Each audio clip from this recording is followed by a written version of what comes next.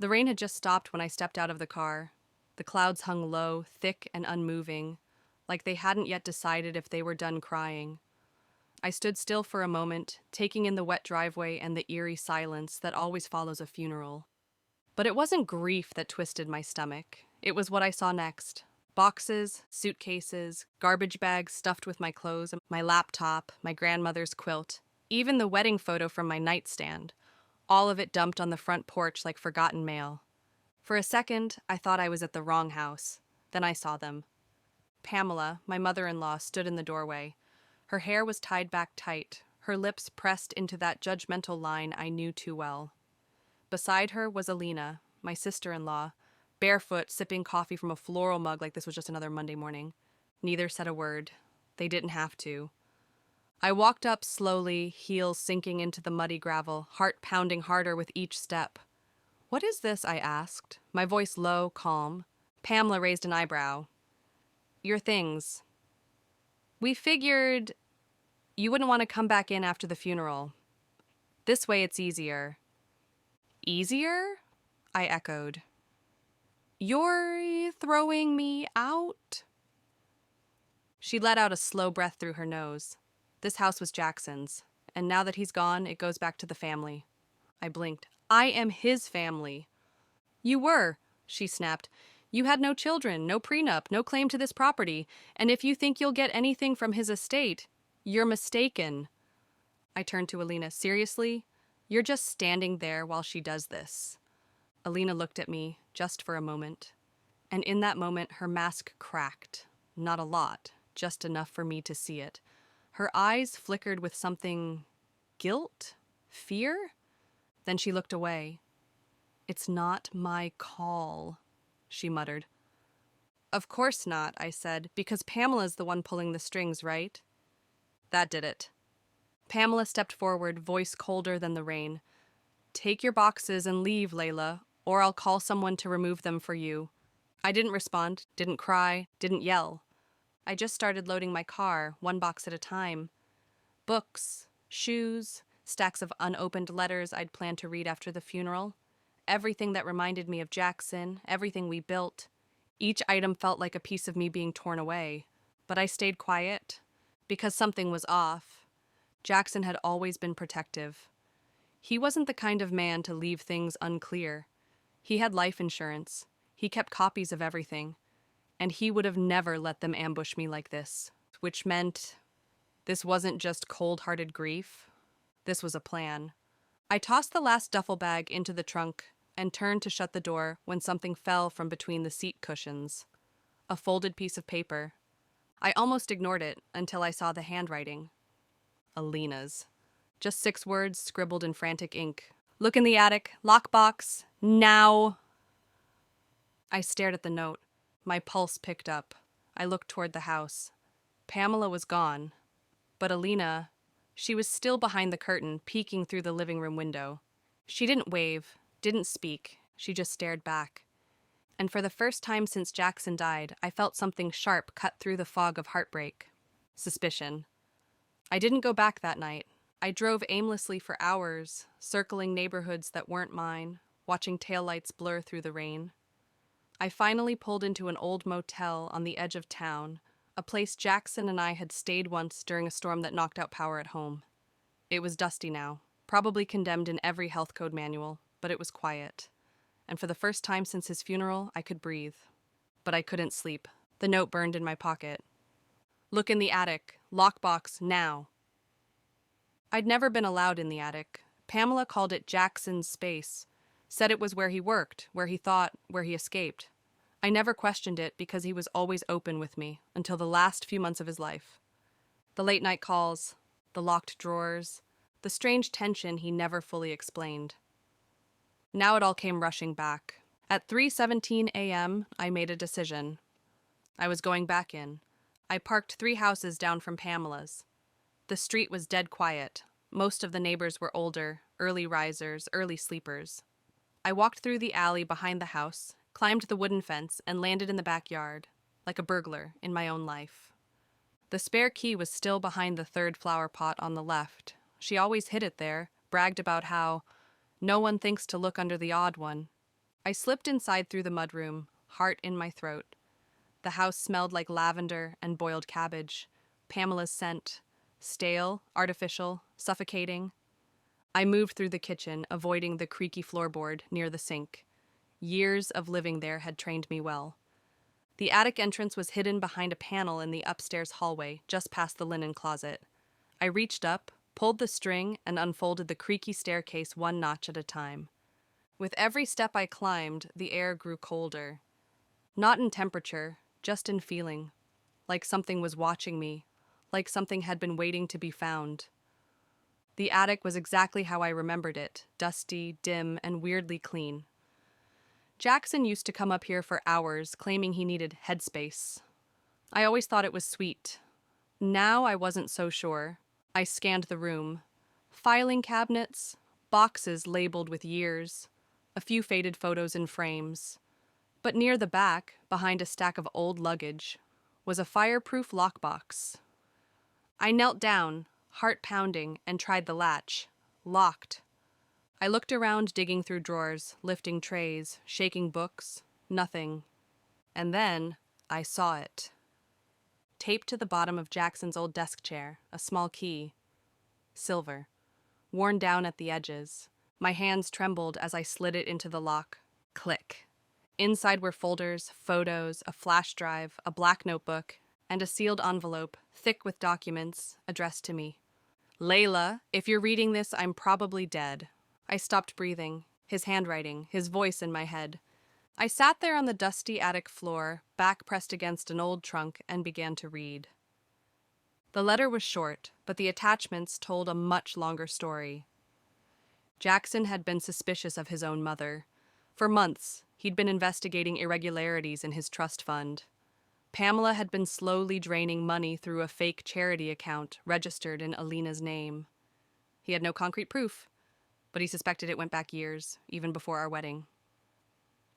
The notebook held his observations. Dates, wire transfers, arguments overheard when she thought he wasn't listening. But the flash drive? That was the nuclear bomb.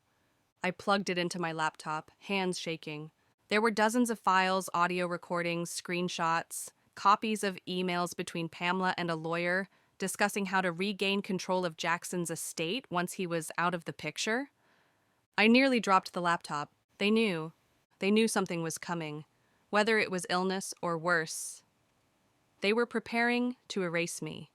And Alina, she'd been part of it, at least on paper. But then why leave the note? Why warn me? A floorboard creaked downstairs. I froze, and it was 4:41 a.m. now, still early, but not early enough to guarantee Pamela was asleep. I closed the lockbox, slid it back into place, and slipped the key into my sock. On the way down, I paused at the linen closet, quietly opened the door, reached behind the towels, and shoved the flash drive deep into the folds of an old bathrobe I knew she never used. I didn't want to take it with me yet, not until I had a backup plan. Not until I knew what kind of game Alina was playing. But I took the letter, I took the notebook, and when I walked back out of that house, I didn't feel like a widow anymore. I felt like a threat. I didn't sleep after I left the attic. I couldn't. My brain was on fire, running through conversations, looks, moments I'd brushed off as nothing. And now I couldn't unsee it. Pamela had been bleeding Jackson dry behind his back. Alina had helped. Jackson knew. And instead of stopping it, he documented everything. But why? Why not confront them? Why not tell me? Unless... He was scared. By the time the sun came up, I'd made up my mind. I wasn't going to the police, not yet. I needed to know if Alina was still part of this. Or if she was trying to escape it. I texted her at 7:03 a.m. I know what's in the attic. We need to talk alone. No reply. Then 5 minutes later. Greenhouse. 8 a.m. Don't be late. Jackson built the greenhouse for me on our first anniversary. I loved plants. He loved building things with his hands. It was our quiet place, tucked in the corner of the backyard behind the oak trees. Pamela never went near it. She hated the humidity. I arrived early. Alina was already inside, pacing between the shelves of succulents and ferns, her mug from this morning still in her hand. Close the door, she said quietly, not looking at me. I did. What do you know? She asked. Enough to get your mother arrested, I said flatly. And you too, if I wanted. Alina flinched. Her knuckles tightened around the mug. I didn't know at first, she whispered. I thought Mom was helping Jackson with investments. Then I found out the charity was fake. I confronted her, Layla. I tried, but she said if I told anyone, she'd cut me off. Said I'd lose everything. So you let her steal from your brother? No, I stopped helping last year. Jackson knew. He forgave me. That's why I left the note. I studied her. Was it guilt or strategy? Why didn't you give me the flash drive yourself? I asked. Because if Mom saw me talking to you, she'd know. And I'm the only one she trusts now. If she gets suspicious, she'll move everything. Burn evidence. Vanish. I didn't respond. Then Alina said something that changed everything. She didn't want you at the funeral. What? She said it outright. She doesn't belong here anymore. But I insisted. I threatened to tell the lawyer about the inheritance clause. My pulse jumped. What clause? Alina's eyes darted to the door, then back to me. You didn't know? No, Alina, I didn't know because your mother threw me out before I even saw a will. She set the mug down and pulled a folded page from her coat pocket. It's not a full copy, she said, but I took a photo. I snatched it, scanning quickly. Buried in the legal jargon was a single line highlighted in red. If Layla Sutton remains married to Jackson Anders at the time of his death, she shall inherit full ownership of the Lakeview property and 70% of his liquid assets. I couldn't breathe. He did protect me, and they knew. That's why they threw me out so fast and why they pushed for probate, and why they wanted me erased before I asked questions. I looked up. You were going to let me walk away from everything. Alina looked stricken. I thought you knew. I thought maybe Jackson had told you privately. Don't, I snapped. Don't play the innocent card now. A long silence. Then Alina whispered, I can help you take her down. I crossed my arms. Why should I trust you? Because I want out? And because I know where the backup drives are? My breath caught. There's more? I asked. Alina nodded. He backed everything up twice, once in the attic, the other somewhere only she thinks is secure. Where? Alina hesitated. Tell me. She met my eyes. The family vault at Westfield Bank. You'll need her biometric scan to get in. I smiled for the first time in days. Then it's time we make her open it. I didn't sleep the night before the meeting at the bank. Instead, I replayed every interaction I ever had with Pamela Anders. Every cold glance, every dismissive smile, every backhanded comment masked as concern. I saw them all now for what they really were. Warnings. Subtle reminders that I was never truly welcome in her world. But now, she was about to choke on her own secrets, and I'd be the one handing her the spoon. Alina and I agreed. We'd only get one shot at this. The Westfield Bank vault was old money secure, keypad ID, and a biometric scan. No keys, no codes we could hack. Pamela had to be physically there. So I had to give her a reason big enough, urgent enough, that she'd willingly walk into that vault and open it. We needed a bait she couldn't ignore, and that bait was fear. At exactly 9:02 a.m., Pamela received a text message from an anonymous number. It read, Westfield, 11 a.m. If you don't come, the lawyer gets a copy. Attached, a heavily redacted photo of a transaction from one of the fake charities. We knew she'd take the bait, because Pamela Anders cared about two things, appearances and control. And if she thought someone was coming for her money, or worse, her reputation, she'd scramble to tighten the leash. What she didn't know was that this leash had already snapped. At 10:58 a.m., I sat in the waiting area of Westfield Bank, dressed in black. Not morning clothes, something sharper, tailored, clean. Not a widow, not a victim, just a woman who came to collect what was hers. Pamela walked in 2 minutes later, flanked by her attorney, looking like she'd swallowed acid. She spotted me immediately and marched over. You think I don't know what you're doing? She hissed. This little stunt won't work. I smiled. Then you have nothing to worry about. Just open the vault. Her eyes narrowed. You think I'm stupid? I leaned in, voice cool. I think you're desperate, and I think you know whoever sent that file might have sent more. She clenched her jaw. Her lawyer looked nervous. We just want to verify a few documents, I added smoothly. You said I had no claim to anything. Let's confirm that, shall we? Pamela hesitated for 3 long seconds, then turned to the bank officer. Fine, let's get this over with. The vault room was colder than I expected, both in temperature and energy. Alina wasn't allowed inside, but she didn't need to be. She was watching the feed from a hidden camera in her purse, live streaming it to a secure drive. Everything Pamela did, every word she said, was being recorded. The bank officer walked us through the verification steps. ID signature. Then Pamela pressed her palm to the biometric scanner. The metal doors hissed open. Inside were rows of safe boxes. She walked straight to box 227 and removed it. My heart thudded. This was it. She opened the box, expecting to find her carefully curated stash of secrets. Instead, there was a single envelope. Labeled, "To Layla, from Jackson." Pamela froze. "I've never seen that before," she snapped. The bank officer blinked. "Ma'am, only you have access to this box." I took a step closer. "Go ahead, open it." She glared at me, then slowly tore the envelope open. Inside was a handwritten letter, Jackson's again, and a small black USB drive taped to the page. She read the first few lines of the letter, then paled. Her hands began to shake. "This isn't real," she muttered. He wouldn't leave this here." But he had, and she knew it. She clutched the letter, turned on me, her voice barely above a whisper. "You have no idea what you're doing." "Oh, I do," I said. "I'm reading your end credits." Pamela bolted out of the room like the walls were closing in. Her lawyer chased after her, mumbling apologies to the bank staff. I didn't follow. I didn't need to. Because by the time she got home, the video would already be uploaded, thanks to Alina. She'd sent copies to 3 news outlets, a family friend who worked in real estate, and, just for good measure, one of Jackson's old law school buddies who now ran a podcast on financial corruption. Pamela's empire wasn't just crumbling, it was being televised. Outside the bank, I found Alina waiting in the car. She looked at me, then at the USB drive I now held in my hand. "Did she see it?" she asked. "She read enough." We drove in silence for a few minutes. Then I asked the question I hadn't dared until now. "Did you know Jackson was sick?" Alina blinked. "What?"